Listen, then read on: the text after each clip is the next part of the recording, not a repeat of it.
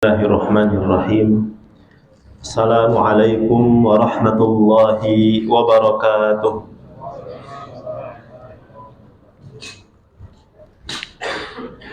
Innal hamdalillah nahmaduhu wa nasta'inuhu wa nastaghfiruh wa na'udzu billahi min shururi anfusina wa min sayyiati a'malina. Man yahdihillahu fala mudilla lahu wa man yudlil fala hadiya lahu. Asyhadu an la ilaha illallah wahdahu la syarika lah wa asyhadu anna Muhammadan abduhu wa rasuluh. Shalawatullahi wa salamuhu alaihi wa ala alihi wa ashabihi wa sallama tasliman katsira. Ya ayyuhalladzina amanu taqullaha haqqa tuqatih wa la tamutunna illa wa antum muslimun. Fa inna asdaqal hadithi kitabullah wa khairal hadyi hadyu Muhammadin sallallahu alaihi wasallam wa syarrul umuri muhdatsatuha wa kullu muhdatsatin bid'ah wa kullu bid'atin dhalalah wa kullu dhalalatin finnar. Amma ba'du, ma'asyiral muslimin wal muslimat rahimani wa rahimakumullah. Alhamdulillah, kita bersyukur memuji Allah Subhanahu wa taala atas segala limpahan rahmat serta karunia yang Allah Subhanahu wa taala masih terus berikan kepada kita. Di antaranya Allah masih memberikan kepada kita kemudahan untuk bisa hadir di salah satu dari taman-taman surga, sebuah majelis yang di dalamnya kita didekatkan kepada sebuah nikmat Allah yang sangat besar, yaitu nikmat ilmu. Nikmat yang dulu Allah Subhanahu wa ta'ala pernah berikan kepada hamba-hamba pilihannya dari para nabi dan rasul. Allah berikan nikmat ilmu ini kepada para sahabat. Nikmat ilmu ini Allah berikan kepada generasi terbaik dari umat ini, dari tabi'in dan atba'ut tabi'in rahimahumullah. Oleh karenanya ilmu ini salah satu sebab, kata para ulama, yang bisa menjadikan seseorang itu dekat kepada derajat wali. Disebutkan oleh Imam Asy-Syafi'i rahimahullahu ta'ala, kalau seandainya para ulama itu tidak layak disebut sebagai wali-wali Allah, maka siapa lagi yang pantas digolongkan kepada wali-wali Allah Subhanahu wa ta'ala? Ya. Karena ilmu ini yang memang menjadi salah satu syarat inti seseorang itu bisa bertakwa. Inti salah satu syarat yang menjadikan seseorang itu bisa beriman dengan benar. Ya. Dan Allah berfirman di dalam Al-Quran, Inna waliyallah alladzina amanu wa kanu yattaqun. Sesungguhnya wali-wali Allah adalah orang-orang yang bertakwa, orang-orang yang beriman dan juga bertakwa.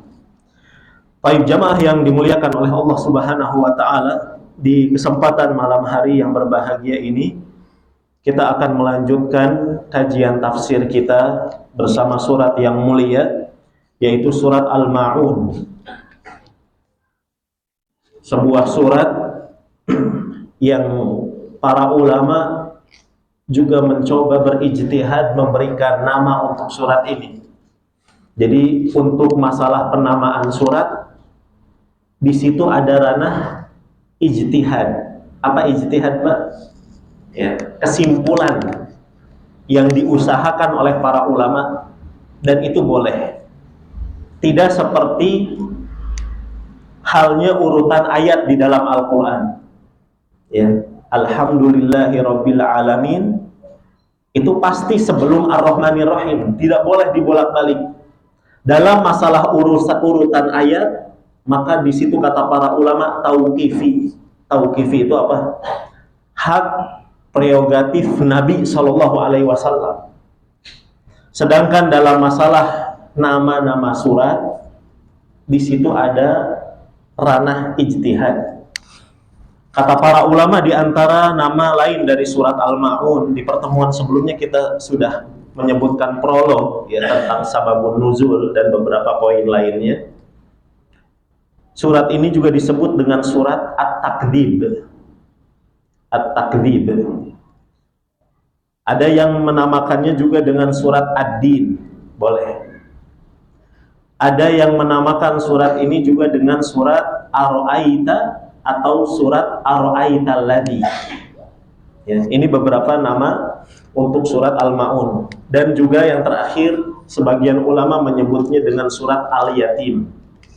Surat Al-Yatim. Ya, diambil dari penggalan-penggalan kata yang ada di dalam surat ini. Kita masuk ke ayat yang pertama. Allah Subhanahu wa taala berfirman, A'udzu billahi minasyaitonir rajim. Bismillahirrahmanirrahim. Ara'aital ladzi yukadzibu biddin. Ara'aita, bagaimana pendapatmu? Atau apakah engkau tidak melihat, wahai Muhammad? Dan kata Syekh Muhammad bin Shalih Al-Utsaimin, ini juga pertanyaan ini diarahkan kepada kita. Apakah kalian tidak melihat, wahai kaum muslimin? Melihat apa? Kepada orang-orang yang mendustakan ad-din. Kalau kalian melihat mereka, kalian akan tercengang. Maksudnya terheran-heran, aneh. Kok bisa ya ada orang yang mendustakan ad-din? Kita tafsirkan dulu ad-din di sini, jamaah yang dimuliakan oleh Allah.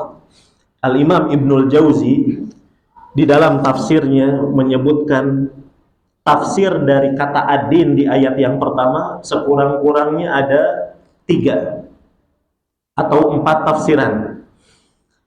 Yang pertama, ad-din maknanya adalah al-jaza, yaitu hari pembalasan. Ini yang dikuatkan oleh Syekh Muhammad bin Shalih Al-Utsaimin, dikuatkan juga oleh Imam Ibnu Katsir dan oleh Al-Imam As-Suyuti dan yang lainnya. Jadi berarti kalau tafsiran yang pertama, apakah engkau tidak melihat kepada orang-orang yang mendustakan hari kiamat atau hari pembalasan? Tafsiran yang kedua, maksud dari ad-din di sini adalah hukmullah, hukum-hukum Allah Subhanahu wa taala. Karena nanti kita juga akan melihat di ayat-ayat surat Al-Ma'un itu ada hukum. Salah satunya apa, Pak? Tidak boleh kasar kepada anak yatim. Dan ada di situ anjuran agar kita hukum Allah untuk memberi makan orang miskin. Apakah engkau tidak melihat, wahai kaum muslimin, kepada orang-orang yang mendustakan, merasa dirugikan? Mereka mendustakan kenapa? Sebagian mendustakan itu gara-gara apa? Karena merasa dirugikan dengan hukum Allah Subhanahu wa ta'ala. Tafsiran yang ketiga, jamaah, yang dimaksud dengan ad-din adalah Al-Quran. Kemudian tafsiran yang keempat, yang dimaksud dengan ad-din adalah al-Islam, agama. Dan keempat tafsiran ini tidak kontradiktif, tidak saling bertentangan. Kenapa?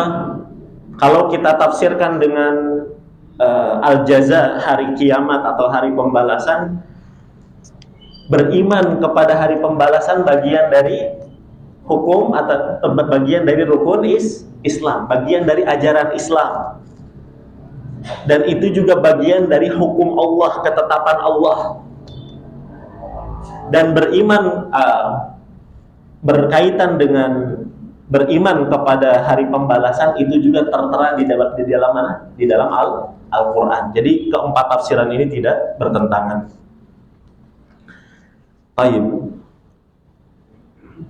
Jadi pertanyaan aro'aita di sini adalah sebagian ulama mengatakan lita'ajub, supaya kita itu coba deh antum perhatikan, kok ada ya orang-orang yang mendustakan hari kiamat. Padahal kata para ulama mempercayai, meyakini adanya hari kebangkitan, hari pembalasan itu sangat diterima oleh fitrah yang selamat, oleh fitrah yang bersih. Seandainya jemaah, seandainya tidak ada hari kiamat, tidak ada hari pembalasan, maka antara orang yang jahat dengan orang yang bejat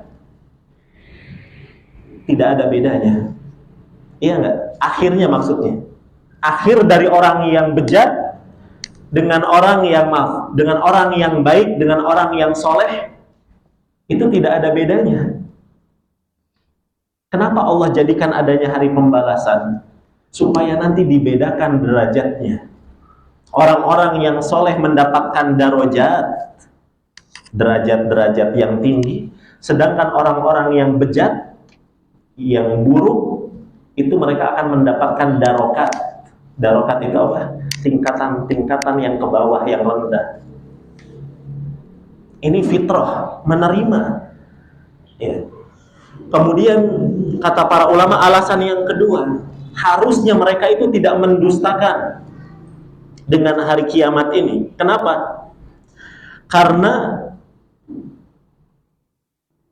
keberadaan hari kiamat nanti itu didukung oleh beberapa dalil.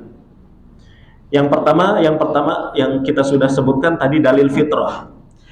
Yang kedua jamaah, didukung oleh dalil ayat kauniyah. Didukung oleh dalil ayat kauniyah. Bagaimana maksudnya dalil ayat kauniyah? Ini juga didukung oleh ayat Al-Quran juga ya, ayat kauniyah ini. Jadi penciptaan, kalau kita melihat kepada penciptaan langit dan bumi jemaah, ini sesuatu yang sangat menakjubkan dibandingkan penciptaan manusia itu sendiri. Ya. Kenapa antum tidak percaya dengan adanya hari berbangkit manusia itu nanti akan dibangkitkan? Padahal ada ciptaan Allah yang lebih besar dibandingkan manusia. Kalau hanya menciptakan manusia saja, menciptakan bumi dan langit aja Allah bisa, apalagi hanya menciptakan manusia yang kecil itu.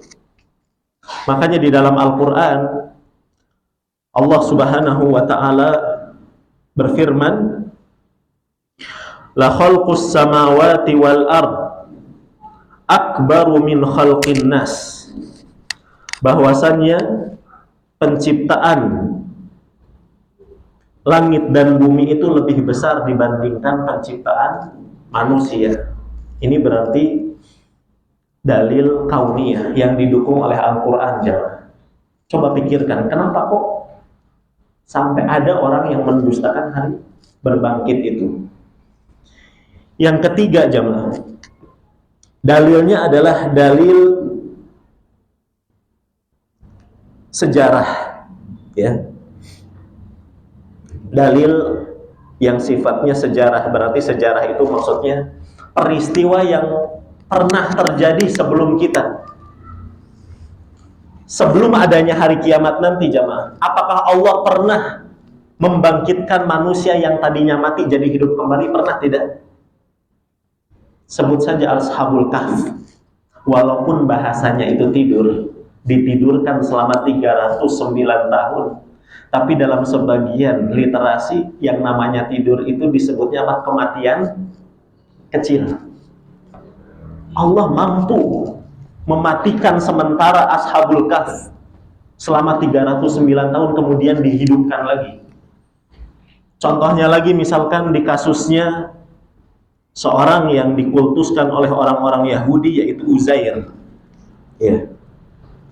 Di dalam surat Al-Baqarah, "Au kalladzi marra 'ala qaryatin wa hiya khawiyatun 'ala 'urushiha qala anna yuhyi hadhihi Allah ba'da mautiha." Dia mengatakan apakah Allah bisa menghidupkan kembali kampung yang rusak ini, yang sudah tidak berpenghuni ini, semua penduduknya mati, apakah Allah sanggup? Kata dia, kata Uzair.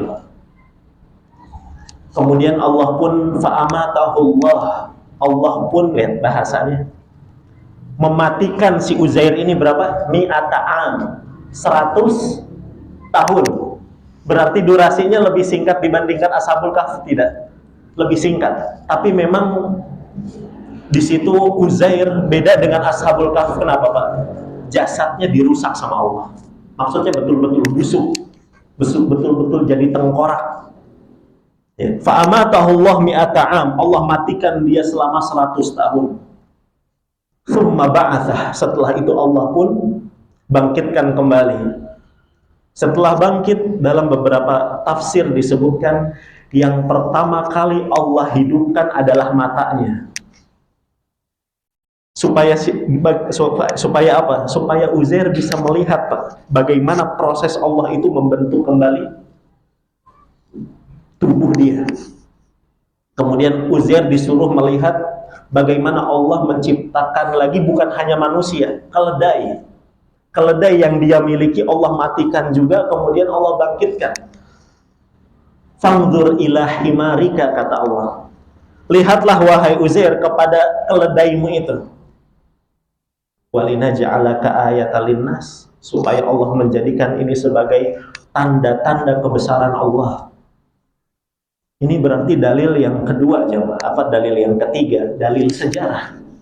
Sudah pernah terjadi adanya kebangkitan itu, walaupun dialami oleh beberapa orang saja. Baik. Jadi orang-orang yang mendustakan hari berbangkit ini kira-kira siapa sih, jemaah? Yahudi atau Nasrani? Yahudi atau Nasrani, Pak? Dua-duanya? Bukan dua-duanya. Karena Yahudi dan Nasrani, mereka percaya dengan hari berbangkit, dengan versinya mereka. Mereka mengatakan, وَقَالُوا لَنْ يَدْخُلَ الْجَنَّةَ إِلَّا مَنْ كَانَ هُودًا أَوْ نَصَارًا. Mereka berkata, tidak ada yang pantas masuk ke dalam surga, tidak ada yang berhak masuk ke dalam surga. Berarti surga itu kan akhirat, adanya setelah hari berbangkit. Tidak ada yang berhak masuk ke dalam surga kecuali yang menganut Yahudi dan Nasrani, kata mereka. Tilka amaniyuhum, kata Allah, itu hanya angan-angan mereka saja, ngimpi gitu mereka, ya, mengatakan itu hanya angan-angan mereka saja. Jadi yang dimaksud dengan orang yang mendustakan hari kiamat ini siapa, jemaah? Orang kafir Quraisy, ya. Za'amal ladzina kafaru allan yub'atsu, kata Allah. Orang-orang kafir itu mereka menyangka, ya, mereka memiliki sebuah keyakinan mereka tidak akan dibangkitkan oleh Allah Subhanahu wa taala. Qala man yuhyil idhama wa hiya ramim, di surat Yasin ayat 78 sampai 79. Mereka benturkan lagi, namanya iman itu memang di situ tidak ada tempat untuk kita melawan dengan akal, ya. Namanya iman itu kita harus menyerah. Istislam saja kita harus nyerah, kita harus tunduk. Tapi orang-orang ini kan orang ateis, ya, orang-orang sekuler misalkan, selalu membenturkan dalil itu dengan apa? Akal. Kata mereka, qala man yuhyil idhama wa hiya ramim.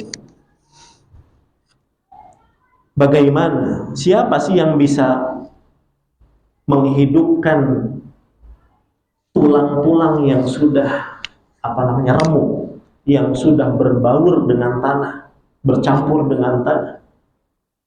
Katakan wahai Muhammad, kata Allah, yuhyiha alladhi ansha'aha awwala marrah, yang akan menghidupkannya lagi adalah yang dulu pernah menciptakannya pertama kali.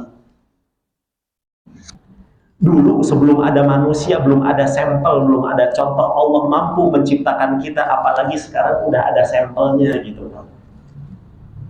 Sangat mudah. Ya. Bala qadirina ala an nusawwiya banana dalam surat Al-Qiyamah.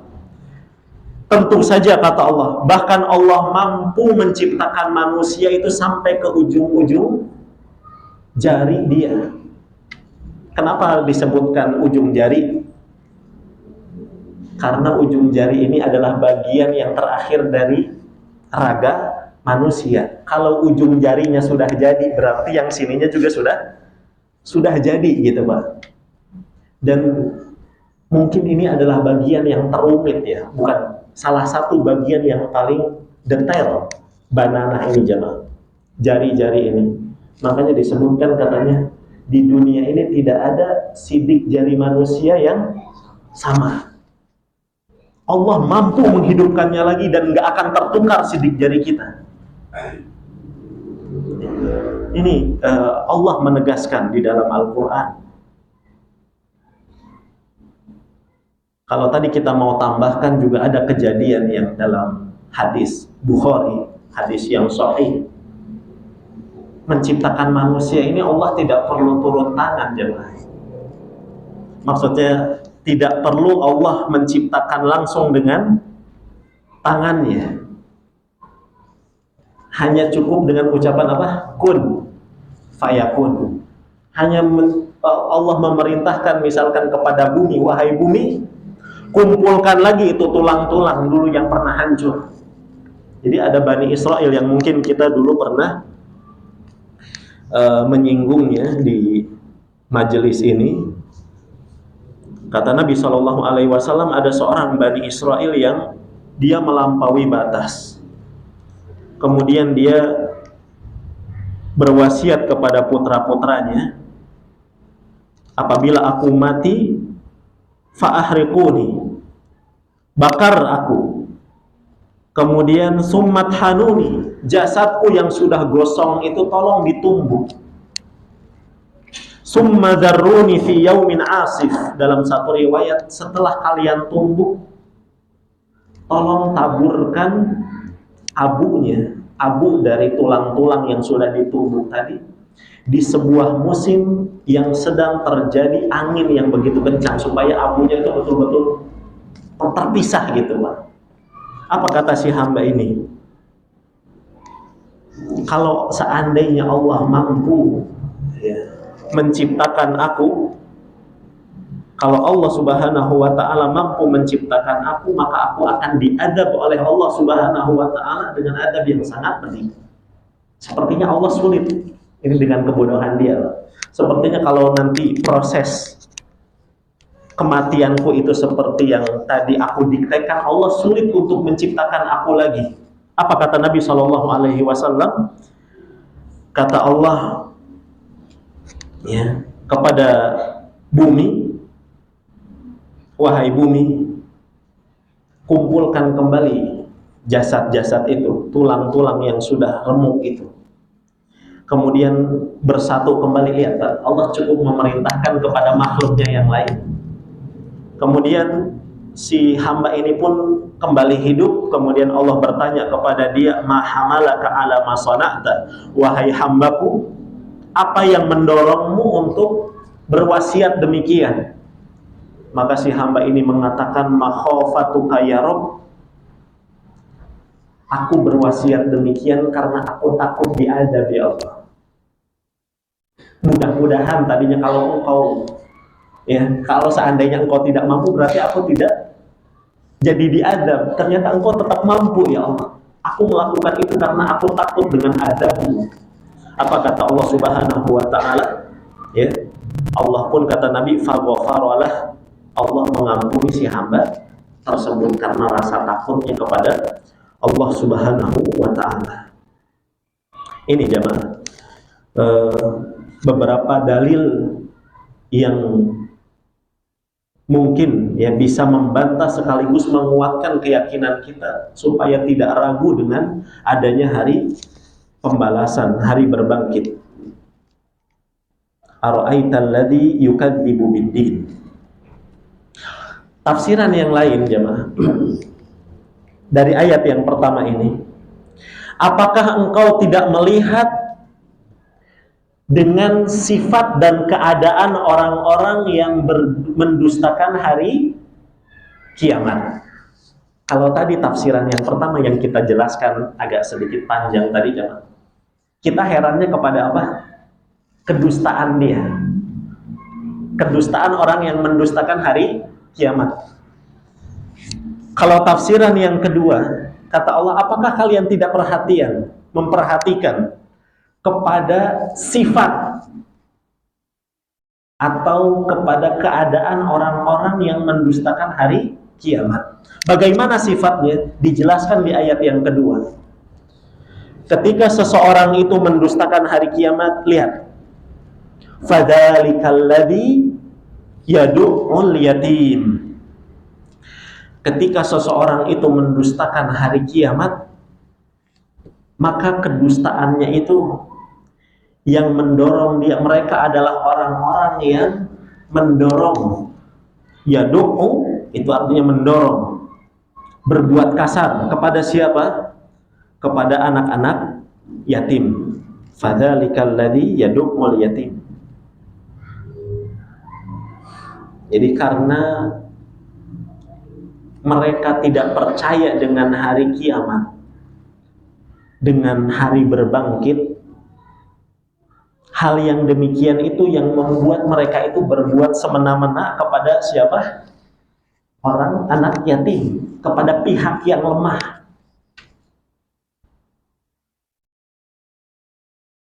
Ketika iman berkurang jemaah, ketika iman seseorang itu berkurang, itu sudah cukup memberikan celah bagi orang tersebut berbuat dosa dan maksiat. Apalagi kalau tidak ada iman. Ini kan orang yang mendustakan hari kiamat, berarti ada iman tidak? Tidak ada iman di dalam hatinya. Orang yang berkurang keimanannya saja bisa berbuat dosa, berbuat maksiat, berbuat kasar, KDRT kepada istrinya. Apalagi kalau orang itu tidak ada iman di dalam hatinya, dia akan semakin berbuat semena-mena. Makanya tidak salah ayat atau surat Al-Ma'un, masih ingat kronologinya tentang siapa? Abu Sufyan. Ketika Abu Sufyan masih kafir, dia menyembelih setiap minggu 2 onta. Ketika ada anak yatim minta jatah, dia dorong. Gak pantas, saya nyembelih onta ini buat kalangan orang-orang yang bangsawan gitu ya. Kamu nih lemah. Dia berbuat semena-mena. Apa bahasanya, katanya sistem feodalisme. Sekarang lagi diangkat di media ya, karena ada salah satu stasiun televisi Pak ya, katanya di dunia pesantren ya, ditunjukkan di situ di beberapa pesantren seakan-akan santri yang statusnya sebagai thalibul ilmi itu derajatnya lebih rendah dibandingkan kiai, derajatnya lebih rendah dibandingkan ustadz-ustadznya, sehingga di pesantren tersebut seakan-akan santri ini seperti budak, dia sujud, dia ruku, bahkan dipukul dengan rotan sampai borokan, diperlihatkan di situ. Seakan-akan di situ terjadi sistem feodal. Itu yang ada iman seperti itu, Pak. Mereka beriman tidak dengan hari kiamat kira-kira, tapi melakukan penindasan itu. Dia menghinakan santri-santri itu. Lalu bagaimana dengan orang yang tidak ada iman dengan hari kiamat? Semakin semena-mena. Makanya kata Nabi, la yazni zani hina yazni wa huwa mu'min. Tidaklah orang yang berzina ketika dia berzina, melainkan dia sedang ada keimanan. Dia adalah orang beriman. Orang beriman saja bisa berzina ketika kurang imannya, apalagi kalau tidak ada iman. La yasris sariq, la yasriqus sariq hina yasriq wa huwa mu'min, kata Nabi. Tidaklah seorang itu mencuri ketika dia mencuri, melainkan dia adalah orang yang beriman. Orang beriman saja gampangan, orang beriman saja kata Nabi bisa nyuri, apalagi ketika seseorang di hatinya tidak ada iman. Bisa dipahami jemaah.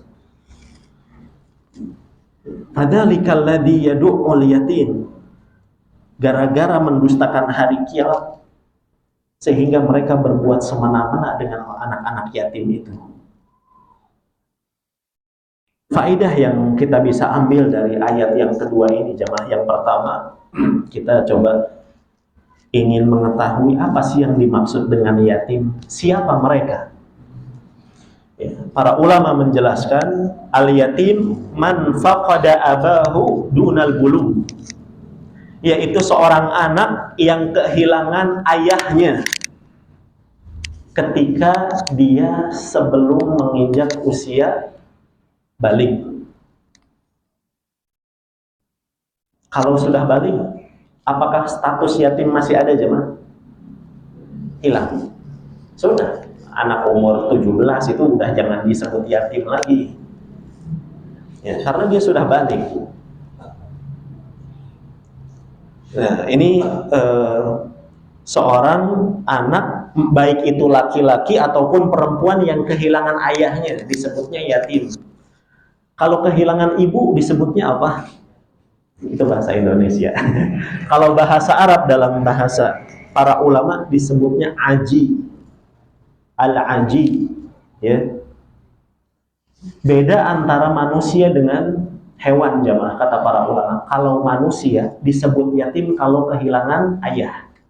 Kalau hewan, kucing, kemudian burung, ayam, mereka itu juga bisa disebut yatim kapan? Ketika kehilangan induknya. Beda dengan manusia. Ya. Jadi kalau yang kehilangan ibu disebutnya al-aji, kalau ingin sedikit ilmiah. Sedangkan yang kehilangan dua-duanya, baik ayah ataupun ibu, kalau di kita yatim piatu. Kalau dalam bahasa para ulama disebutnya al-latim, pakai lam dan po. Jadi ya-nya diganti lam, ta-nya diganti po. Latim disebutnya. Ya. Jadi sebagian ulama juga berselisih pendapat, Pak. Kalau laki-laki katanya, ada yang mengatakan mau laki-laki ataupun perempuan, hilang status yatim itu kapan tadi? Ketika balik. Ada yang membedakan, kalau laki-laki status yatimnya ketika balik itu hilang, kalau perempuan kapan status yatimnya hilang? Ketika dia menikah. Sebagian ulama mengatakan seperti itu. Jadi sampai dia nikah. Nah, wallahu a'lam. Kenapa mereka disebut yatim? Ya, karena mereka lemah, jemaah. Tidak ada yang mengurusi, tidak ada yang mendidik. Karena mereka hatinya remuk dengan kematian ayahnya, karena kematian ibunya. Tidak ada yang yang mendidik, yang mengurusi, yang merawat mereka. Oleh karenanya dalam Islam kita tidak boleh berbuat kasar dengan anak-anak yatim. Namun sayangnya jemaah, ya, renungannya bagi kita di tamparan keras yang disampaikan oleh para ulama. Ada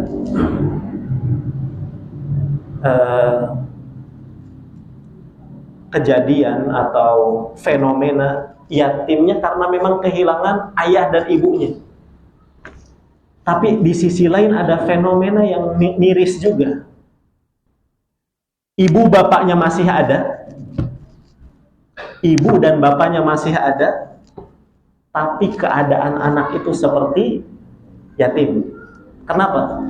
Karena bapaknya terlalu sibuk bekerja sampai lupa ngedidik anak. Dengan hobinya dia terlalu sibuk dengan komunitasnya, dengan hobinya, sampai dia lupa untuk mengajari anaknya. Walaupun si anak ini masih punya ayah, kata para ulama, kasihan, anak ini yatim secara keadaan.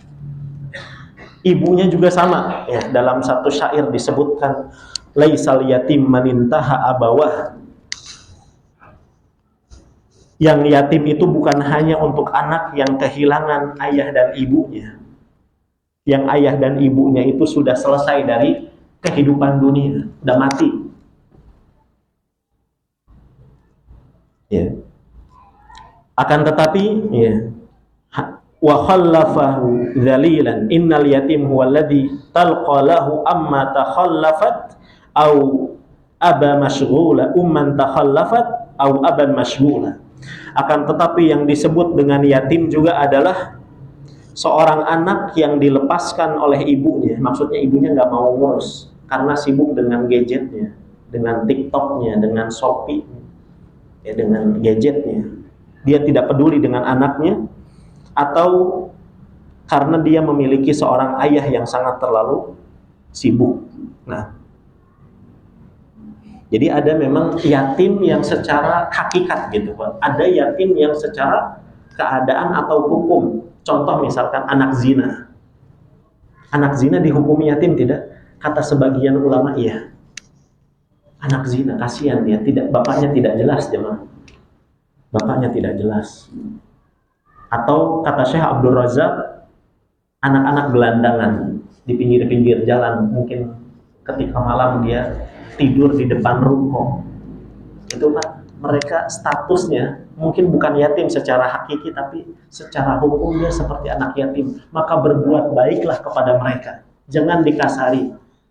Seandainya mereka minta dan kita tidak punya, tolak dengan cara yang baik, ya.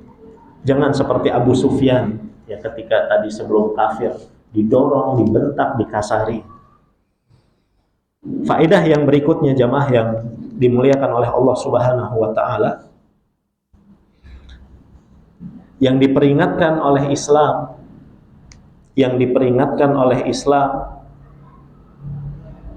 agar kita tidak berbuat zalim kepada anak yatim, bukan hanya kepada fisiknya. Kalau di ayat ini kan fisik, ya, didorong fisiknya. Tapi juga kita dilarang di dalam Islam untuk berbuat zalim terhadap harta anak yatim. Jadi dia memanfaatkan harta anak yatim itu. Wala taqrabu malal yatim, kata Allah Subhanahu wa taala, dan janganlah kalian mendekati harta anak-anak yatim illa billati hiya ahsan, kecuali dengan cara yang baik, dengan niat yang baik untuk menjaganya. Hatta yablugha asyuddah, dia rawat anak yatim itu dan hartanya, dia tidak manfaatkan dan dia tidak berikan sampai kapan? Sampai anak itu balik, ya. Innal ladzina ya'kuluna amwalal yatama zulman innama ya'kuluna fi butunihim nara. Sesungguhnya orang-orang yang memakan harta anak yatim secara zalim, innama ya'kuluna fi butunihim nara, mereka sejatinya telah memasukkan ke dalam perut-perut mereka api neraka. Tidak boleh berbuat zalim kepada anak yatim, baik kepada fisiknya ataupun kepada hartanya. Justru apa Pak? Kita nih butuh berinteraksi dengan anak yatim untuk melembutkan hati kita. Ya tidak? Kata Nabi Shallallahu Alaihi Wasallam, ketika ada yang mengadukan, wahai Nabi, hati saya keras, wahai Nabi. Ketika saya baca Quran, ketika saya menyimak Al-Quran, kok nggak masuk ya? Keras hati saya. Ketika saya dinasehati, saya sulit menerima. Batu hati saya, keras. Apa kata Nabi? Kalau engkau ingin melembutkan hatimu, insah ra'sal yatim. Ini Betul-betul Pak. Kata Nabi, usaplah kepala anak yatim. Hadis ini sahih. Usap kepala anak yatim itu. Jadi kita butuh dengan interaksi dengan anak-anak yatim supaya melembutkan hati kita. Yang dhaif itu hadis yang mengatakan kita dapat pahala sebanyak rambut yang kita usap. Itu hadisnya dhaif. Kalau anak yatimnya botak misalkan, antum dapat pahala apa dari situ? Jadi kadang hadis-hadis, hati-hati dengan hadis-hadis yang menetapkan pahala gitu, maksudnya detail, secara detail. Biasanya hadis-hadisnya bermasalah. Tapi untuk mengusap, jadi betul-betul diusap, ketemu diusap, dikasih uang jajan, ya. Itu ada ajarannya dari Nabi Shallallahu Alaihi Wasallam. Faedah yang terakhir dari ayat yang kedua, jamaah. Apakah boleh kita memukul anak yatim? Tadi di ayat ini yang nggak boleh apa? Yang dicela mendorong. Apakah memukul, mendorong, berbuat kasar itu dilarang secara mutlak? Jawabannya tidak. Boleh, karena sebagian ada yang menjelaskan katanya kalau mukul anak yatim kuat atau Pak Mali, gitu ya. Boleh tidak, masalahnya pertanyaannya tadi? Boleh tidak? Dirinci. Kalau anak yatimnya itu tidak, apalagi jamaah yang di sini mungkin mengayomi, dia punya anak didik gitu, anak yatim. Kalau anak yatimnya itu tidak bermasalah, tidak ada berbuat onar, tidak berbuat ulah, maka tidak boleh kita berbuat kasar kepada dia. Tapi kalau dia berbuat kesalahan yang di situ kita perlu, dan langkah terakhir ini Pak, kita perlu untuk memukul dia, maka sebagian ulama membolehkan. Kita azan isya terlebih dahulu. Wassallallahu wasallam ala nabiyyina Muhammad.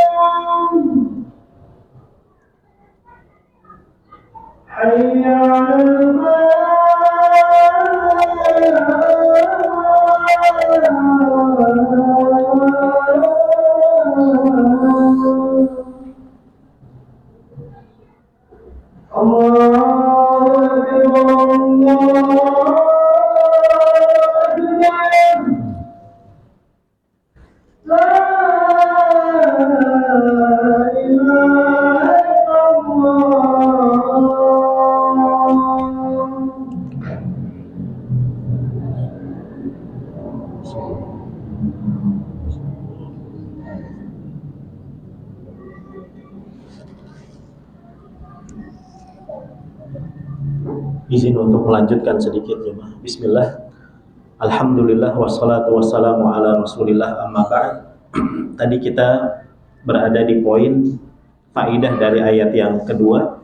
Apakah boleh berbuat kasar kepada anak yatim apabila anak yatim itu betul-betul ada di pengasuhan kita, berada di bawah tanggungan kita, kita biayai, kita rawat, maka jawabannya boleh. Kalau di situ ada maslahat. Mana dalilnya? Kita bawakan perkataan atau penjelasannya dari Muhammad bin Sirin. Ada seorang yang datang kepada beliau, kemudian dia mengatakan, saya memiliki anak asuh yang statusnya yatim. Kemudian kata Muhammad bin Sirin, isna bihi ma tasna'u biwaladik, wahai fulan, berbuatlah kepada anak yatim itu sebagaimana engkau bermuamalah dengan anakmu sendiri. Idribuhu ma tadribu waladak. Kalau perlu engkau memukul dia, maka pukullah sebagaimana engkau juga memukul anakmu sendiri. Boleh tidak kita mukul anak, Pak? Di dalam Islam boleh tidak? Boleh. Kapan? Di antaranya ketika nyuruh sholat. Kata Nabi SAW, muru auladakum wahum abna sab'a sinin, ya. Perintahkan anak kalian itu untuk sholat ketika mereka berumur 7 tahun. Apabila mereka sudah mencapai usia 10 tahun, kalau tidak mau sholat, maka pukul, kata Nabi. Itu kepada anak kita.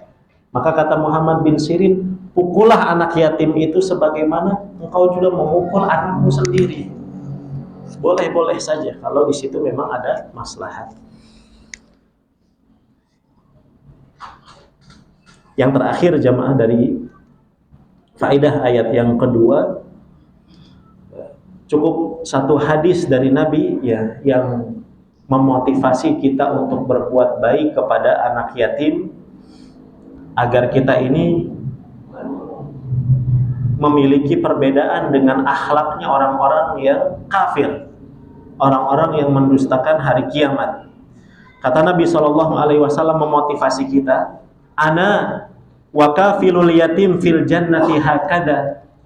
Aku dengan orang yang mengasuh anak yatim di surga derajatnya seperti ini, kata Nabi.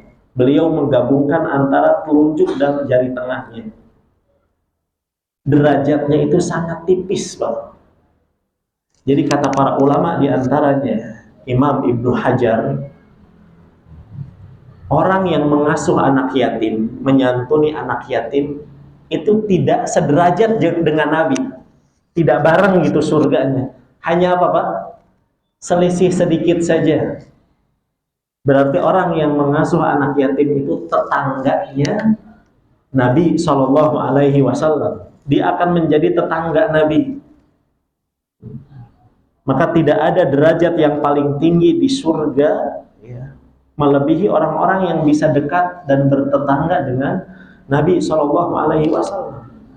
Ini derajat paling tinggi adalah Rasulullah SAW dan para Nabi dan Rasul yang lainnya. Derajatnya Nabi itu di surga disebutnya apa jemaah? Antum tadi jawab adzan gimana? Allahumma rabb hadhihi da'wati tammah wa salatil qa'imah ati Muhammadanil wasilah. Derajatnya Nabi di surga disebutnya apa? Al-wasilah. Derajat tertinggi. Jadi kita ketika jawab adzan itu sedang mendoakan Rasulullah untuk mendapatkan al-wasilah. Kata Nabi SAW, aku sangat berharap sebagai hamba yang Allah akan berikan al-wasilah itu. Maksudnya derajat tertinggi di surga. Baik, kita berpindah ke ayat yang ketiga sedikit jemaah. Allah Subhanahu wa taala berfirman, "Wala yahuddu 'ala ta'amil miskin." Akhlak. Apakah kalian tidak perhatian dengan kondisi dan sifatnya orang-orang yang mendustakan hari kiamat? Bagaimana kondisi dan sifatnya? Mereka adalah orang-orang yang tidak Yahuddu, apa yahuddu di situ?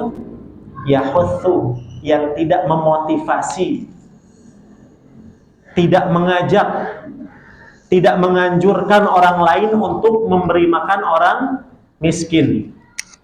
Di sini kata para ulama, jeleknya orang-orang kafir, jemaah, akhlaknya orang kafir, mereka bukan hanya bakhil dengan harta.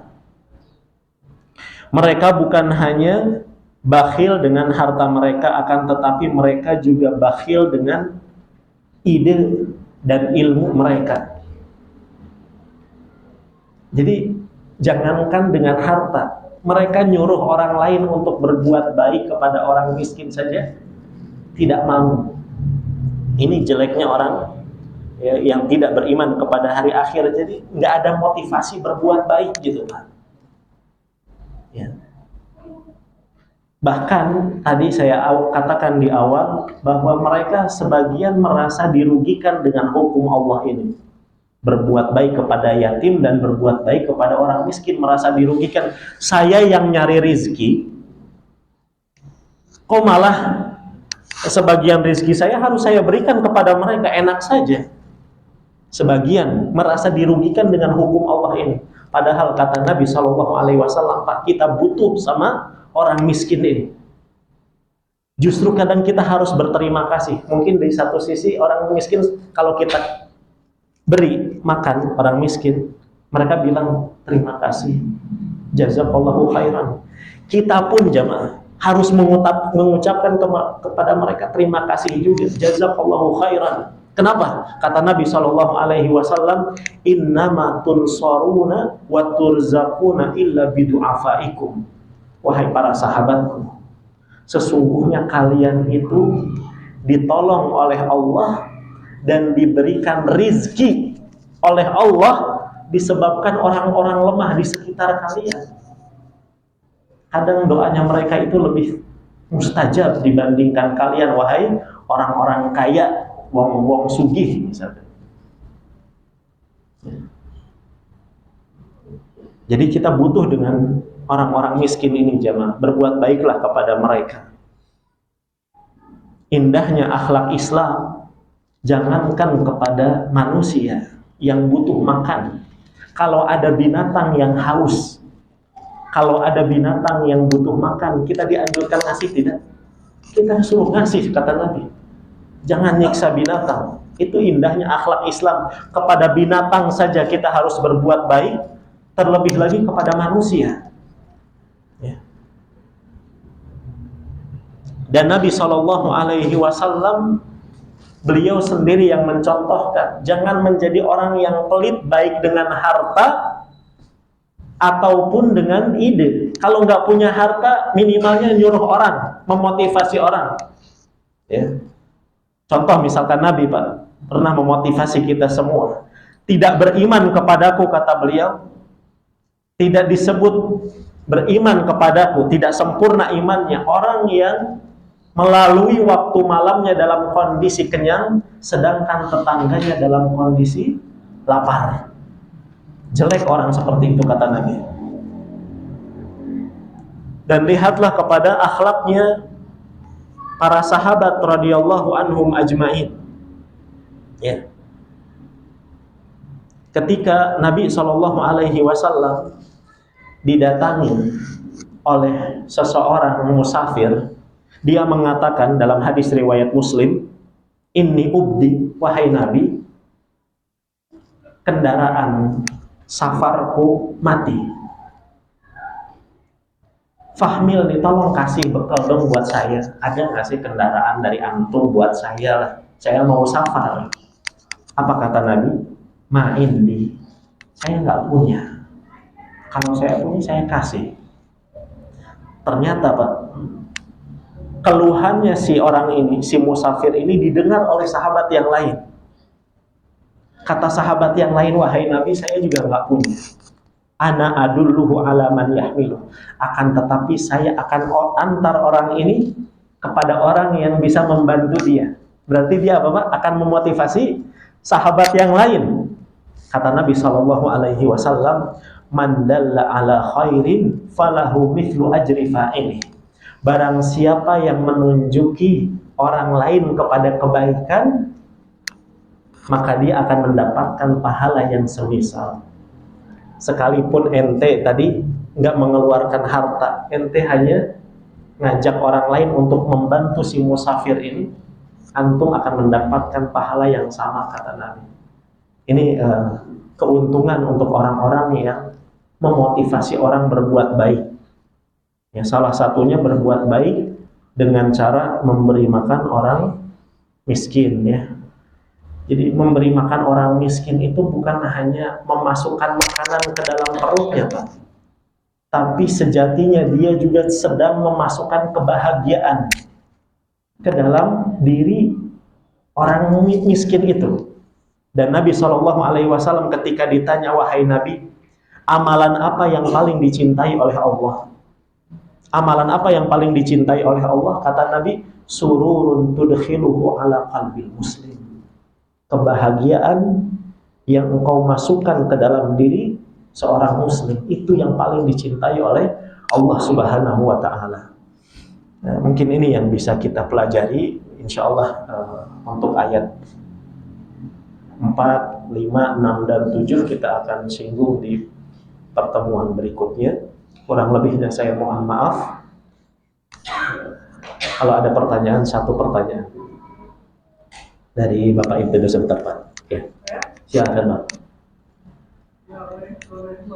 Assalamualaikum warahmatullahi wabarakatuh. Tolong sekarang ini banyak kehidupan anak yatim. Bagaimana pandangan Muslim, pandangan tidak Muslim tentang adanya pagi-pagi ajaran yatim yaitu untuk pagi malam. Terima kasih. Waalaikumsalam warahmatullahi wabarakatuh.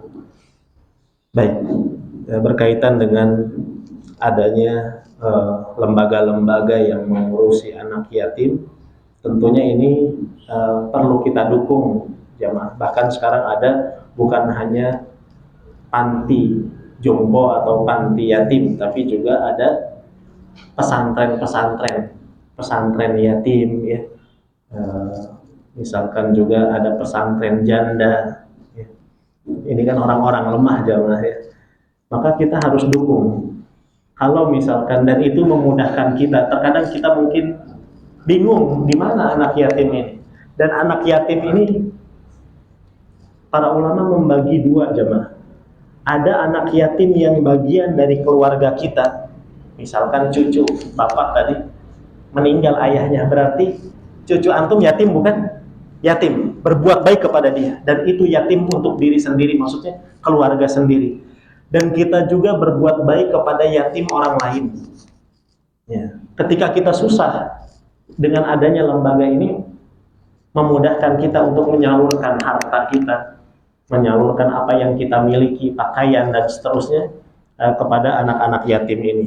Ya, jadi tidak masalah, Pak, insya Allah berkaitan dengan hal itu. Ya, wallahu a'lam. Terakhir, Bapak.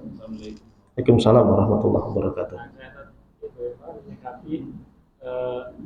Ya banyak anak-anak yatim atau anak gelandangan itu yang di pinggir jalan lagi dieksplorasi atau dikendalikan dengan kalau barang di angon lah. Ya, gitu. Ya itu kan ada tuh di lampu merah, cuman biar anak-anak gelandangan, anak yatim itu dimanfaatkan orang-orang.